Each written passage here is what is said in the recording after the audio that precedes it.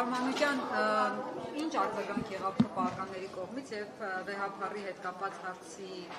ժամանակ տեղից գոռացիք, ասացիք ամոթը դավաճան վարչապետ ունենալն է։ Չում, ես իրանց արձագանքին ակնկալիք չունեմ։ Իմ կարծիքը բարձրացան, ասացի, ոնց որ միշտ էլ ասել ենք։ Պարոն Մանուկյան, դա կանոնակարգ օրենքի խախտում է, ավելի ճիշտ բարեվարկության նորմերի խախտում է։ Այդ բարեվարկության նորմերը գիտեք գողական պրագոնա, որ հիմա բոլորս ձեռքերս դնում ենք սեղանի նստում։ Չէ, այդ բարեվարկության նորմ չկա։ Բայց եթե օրինակ Նիկոլ Այդ բարեվարկությունը մանկապարտեզում են սովորեցնում։ Մանկապարտեզում են սովորեցնում բարեկրթություն, բարեվարկություն։ Հետո մարդը քիչ-քիչ այդ բարեվարկությունը կամ ունենում է կամ չի ունենում։ Պիղծ վեհափառ որ կոչել։ Դե բան է։ Չեմ ուզում նորից կրկնվի այդ արտահայտությունը, պղծությունը տեսել ենք, էլի ոնց է իրանց մոտ։ Պարոն Մանուկյան, ըստ էության Նիկոլ Փաշինյանը ուղիղ տեքստով ասաց, որ դուք պատերազմ կբերելու Հայաստանի Հանրապետության կողմին, եթե Տիգրանաշենի համար պայքար մղեք, որովհետև ասում ես ասում եմ քյարքի, որովհետև ադրբեջանական անվանումը այդպես է։ Նիկոլ Փաշինյանը այսօր հերթական անգամ ստետ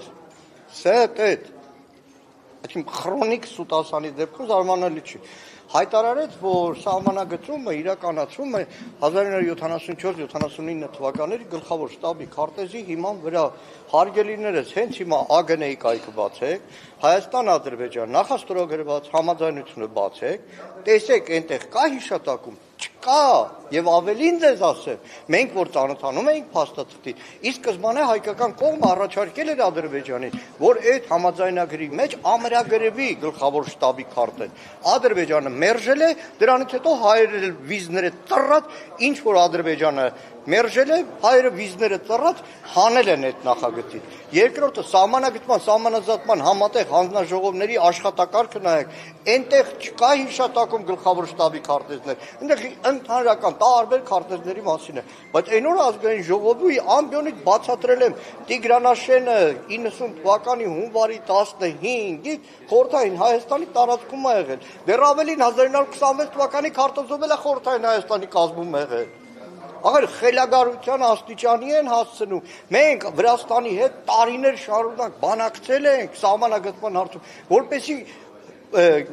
համաձայնության գանք, թե որ քարտեզի հիման վրա պետք է սահմանագծում, սահմանազատումը տեղի ունենա։ Բայց պայքարելու եք, որ Տիգրանաշենը չտան հիմա, ուզում ենք հասկանալ, պայքարելու եք, թե չէ։ Կարծում եմ Հայաստանի Հանրապետության ցանկացած մետր քառակուսիամը պայքարը բոլոր քաղաքացիների պարտքն է, առաջին հերթին մեր պարտքն է։ Ընդդիմությունը ինչ ձև է պայքարելու։ Խնդրում եմ, այսինքն այս մի քանի օրը բանը պայքարի ծիծեռնակներն են։ Այս մի քանի օր առաջին օրվանից Տիգրանաշենի մասին բարձրաձայնումը այդ պայքարի ծիծեռնակներն են, որ շարունակվում։ Տիգրանաշենցիներին լսել եք։ Նայեք, ես դիմում եմ բոլոր լրագրողներին, դիմում եմ բոլոր ընդդիմադիր գործիչներին։ Մի արեք դա ամբարով բան է։ Մի արեք, Տիգրանաշենցու շուրթերով հայ ժողովրդին մի համոզեք, որ Տիգրանաշենը պետքա վերադարձվի, որտեղ Տիգրանաշենը իմ ապագա թոռանն է, ձերն է, ամբողջ Հայաստանի Հանրապետությանն է։ Տիգրանաշենցին չի որ որոշում է իր գյուղը Հայաստանի Հանրապետության մաս է, թե չէ։ Ուր ենք ուզում հասցնենք մեր երկիրը։ Բզիկ ամեն մեկը իր տունը կարա փոխհատուցով հիման վրա տա Ադրբեջանի, թե ոչ։ 4-րդ հանրապետության մասին ինչ կասեք։ Չակեցին 4-րդ հանրապետության։ Ելույթների ժամանակ շատ ավելի հանգամանալից կանդրադառնանք։ Իրականում այս կառավարության ծրագիրը Հայաստանի Հանրապետության պետականության փլուզման ծրագիրն է եւ ամենակոնֆլիկտածինը հենց այս ծրագիրն է, որտեղ ծրագիրը փորձ չի անում եւի լուծում գտնել ռազմաքաղաքական, տնտեսական բոլոր հարցերում կտրուկ դրել է, որը վտանգները պարունակում մեր ժողովրդին, տնտեսական, քաղաքական, ռազմական, անվտանգության առումով։ Եվ վտանգության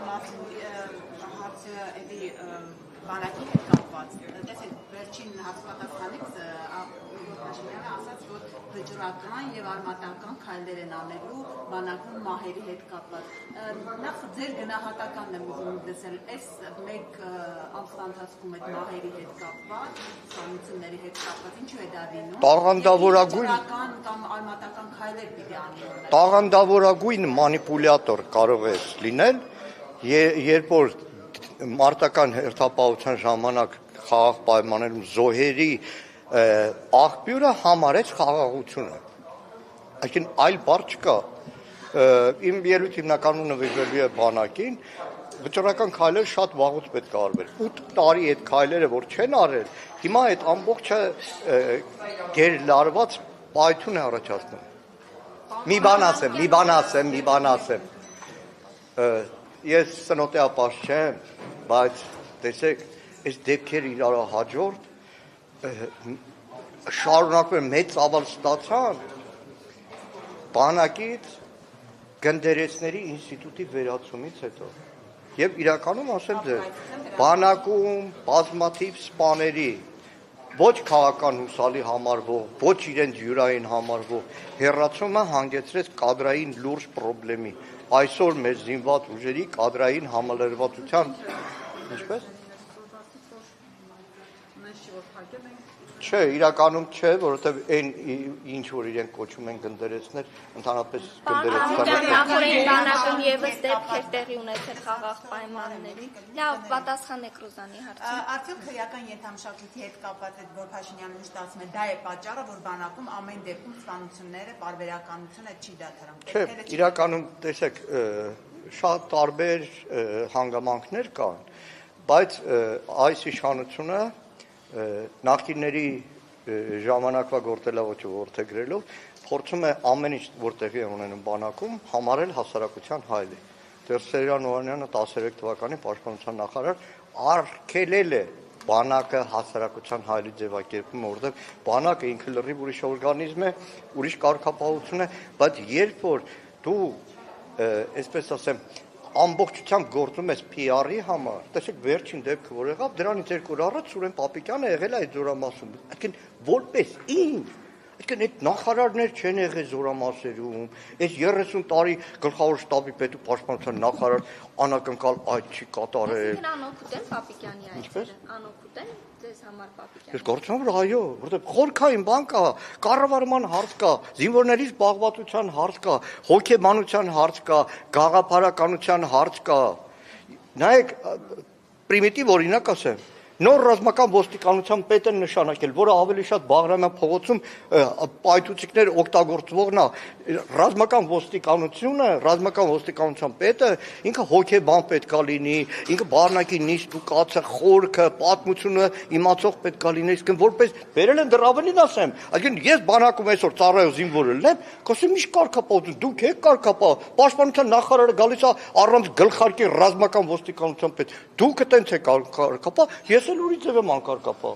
Երբ որ զինվորը տեսնում է հեռուստացով, որ խաբում են իրեն իր ծնողին, ասում են նոր հանդերձանք է բանակում, տենում են մի ստորաբաժանում ես կեսը նոր հանդերձանք, կեսը հին հանդերձանք, ասում են լավ էլի սուտ եք խոսում։ Պարոն Մանուկյան, դուք անձնապես հետաքրքրվել եք, թե նախորդին ճամբարակի դեպքով զինվորները ինչ էին ինից հետո դուրս բերվել։ Որքան ես տեղյակ եմ, պատիժ են կիրառել, որը խայտարակություն է, օրենքի ոտնահարում է։ ՏՊՆ-ն հերքել էր, չէ՞, որ Չէ։ Հակագազերի մասին ես երբեք չեմ ասել, ուղղակի տեղյակ եմ, որ պատիժ են կիրառել, այդ հատվածը ճանապարհի որ տեսնեք, Նիկոլ Փաշինյանը բոլորի վրա մեղք գցել, չէ, այդ խեղճ ու կրակ գյուղացու զիլի վրա մեղք գցել, այնտեղ որևէ կերպ այդ զիլը չէր կարող, այլ հարց որ առանց համարանիշի բան, խոթարքի զիլ է եղել։ Մարդը իր 3 անչափահաս երեխեքին այդպես է պահել, հիմա գյուղերում ապրող շատերը գիտեն առանց պետամանանիշի, առանց տեխասմոտրի բանի, լիքը այդ ավտոները դաշտերն են գնում, բանջարեղենում միրգ են հավաքում, բայց այդտեղ գործ ունենք խայտարակ, իրարա հաջորդ դեպքերի հետ։ Տեսեք, երկրորդ բանակային կորպուս, Իջևանի զորամաս, մի քանի դեպքեր են եղել, որևէ պաշտոնանկության մասին լսել եք, չէ։ Բայց դա ձեր տեղեկություններ։ Ելեք պահանջում Սուրեն Պապիկյանի հրաժարականը։ Նայեք, ես պահանջում եմ Նիկոլ Փաշինյանի հրաժարականը։ Նայեք, չի Ջանդան նոր չի ընտրվել։ Նայեք, ես ախր ինստիտուցիոնալ հիշողությունը լավ բան է։ 20 թվականի հունվարին մի քանի դեպք ա եղել։ Հիմնականում Հայաստանի Հանրապետության զինված ուժերում։ Բայց քանի որ Facebook-յան ազդեցությունով է սրանք ու PR-ով է, իրանք մենակ աթոռն այդ Արցախի հանրապետության պաշտպանության բանակի հրամանատար Կարեն Աբրամյանին, որը 1 տարի էր նշանակված էր, 1 տարին պաշտպանության բանակի հրամանատարը շատ քիչ ժամանակ է։ Պաշտոնազրկեցին, տեղակալներին պաշտոնազրկեցին 20 թվականի հունվար եւ նոր հրամանատարություն եկավ, որը մինչեւ 44 օրյա պատերազմ դեռ չէր հասցրել ամբողջ առաջնագծի դիրքերով գնալ։ Այսինքն իրենց ամբողջ ուշք ու միտքը PR-ն է։ Իսկ այդ հայոյանքի բանի հետ կապված պաշտպանության նախարարությանը առաջարկ ներկայացրել են, բայց հրապարակային չէ։ ազատել աշխատանքից Մելիքսեթ Պողոսյանին, Ռազմիկ Պետրոսյանին ինչպես եք գնահատում։ Չի էլ հետաքրքրում, այսինքն ինչ էին խորհուրդ տալիս, որ հիմա էլ ինչ ան։ Բայց այստեղ կրկնում եմ։ Վարդանյանի մասով էլ եք նույն տեսակետին պաշտպանության բանակի վերջին։ Հաշվի առնելով, որ Կամո Վարդանյանը երկար տարիներ նաև ծառայել է եղբորս հետ զրկմանը նրա մասին որ ասա։ Պարոն Տաղյան, իսկ ինչ կասեք Փաշինյանի ելույթի այն հատվածի մասին, երբ ասաց, որ թվարկելով այսպես խնդիրները, ասաց անհետ կորածներից, գերիների խնդրից անդին ավելի կարևոր է սոցիալ-հոգեբանական հարցը լուծել Ադրբեջանի հետ։ Ուղղակի եթերում ենք, բարեկրթությունը թույլ չի տալիս։ Շնորհակալ եմ։ Ներողություն եք հարցերից էլի, բայց ճիշտ է զինվորներին բաժել Ոչ ճիշտ, կանոնագրի խախտումներ կան, այնտեղ նույնիսկ եթե վազեցրել են ուղեկցող համակարգ կա, ցերեկային ժամերին, դրոշ, գիշերային ժամերին հատուկ լուսավորության համակարգ։ Ով պետք է պատասխանատվություն կրի դրա համար։ Գլխավոր շտաբից, բայց ամենավերևը Նիկոլը, որտեղ ամբողջ բանակը դարձրել է իր խաղաղություն կոչված ցնորամտության գործի։